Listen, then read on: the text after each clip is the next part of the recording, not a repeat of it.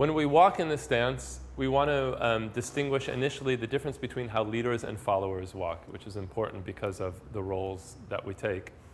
As a leader, when you start off, you want to have your weight neutral. So let's say your weight is towards the back of the ball of the foot. Then if you're going to take a forward step, you want to unlock your knees and roll your weight to the front part of the foot. That's what I call having a forward intention. So at this moment, my weight's in my right foot. My right toes are working to prevent myself from falling forward. And when I do that, what I'm doing is giving the follower an early signal that we're about to take a step. This always needs to happen before we go, otherwise it's going to feel abrupt to your partner.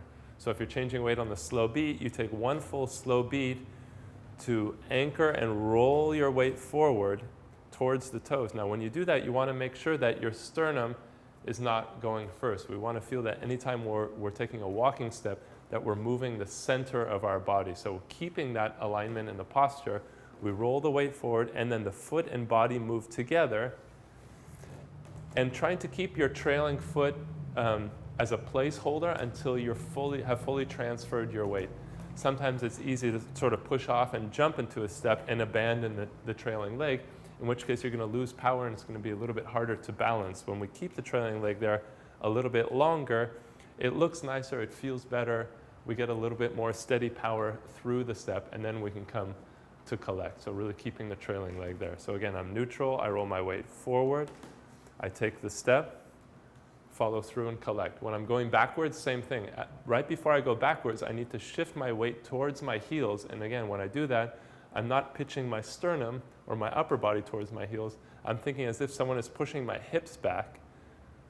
That'll keep me in the correct alignment. That signals to the follower that she's about to go forward, and then I go body and foot together. Now also when we're going forward or backwards, we want to have some cross body or contra body movement. So the cross body is associated with which foot is going forward or backwards. If I go forward with my left foot, my body twists this way. I take the tray of hors d'oeuvres that I sometimes talk about. If I'm going forward with the left, the tray shifts this way. If I go forward with the right, the tray shifts this way. And if I go back with my right foot, the tray shifts this way. And if I go back with my left foot, the tray shifts this way. This is how the body naturally moves when we walk down the street. So what we're trying to do is incorporate this natural walking movement into our bodies rather than having our bodies in a static state when we are walking.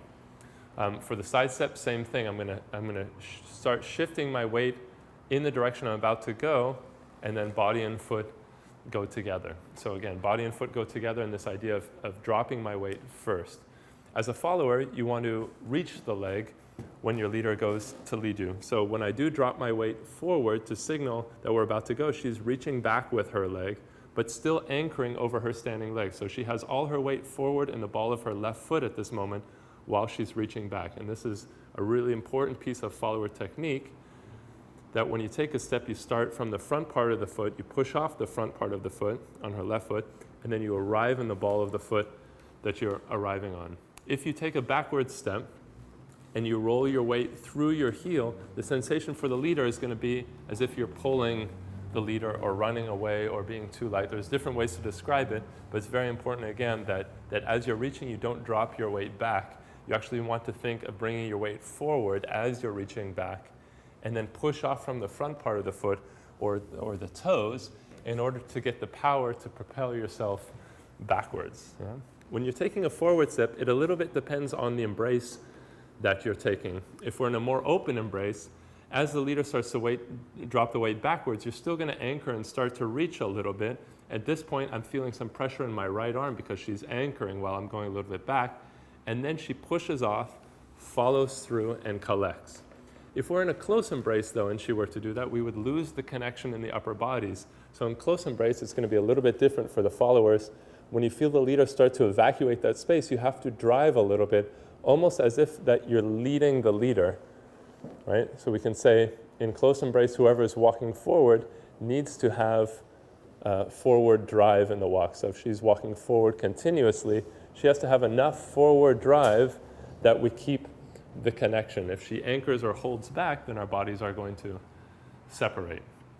The other thing, when you do reach back as a follower, if you're taking a small step back, you see Jenna's right heel is very low to the floor, and her hip is opened a little bit, but not a lot. And as the step gets bigger, she's going to go more and more to the point of her foot, and her hip is going to rotate and open. So again, that sensation that the leg is starting here, and everything is reaching back. The hip, the leg, the belly button. The only thing that's going forward is the rib cage towards the leader. Everything else is really evacuating that space in order to create the space down below, keep the forward intention with your leader, and to step large enough in the case that your leader is taking a big step.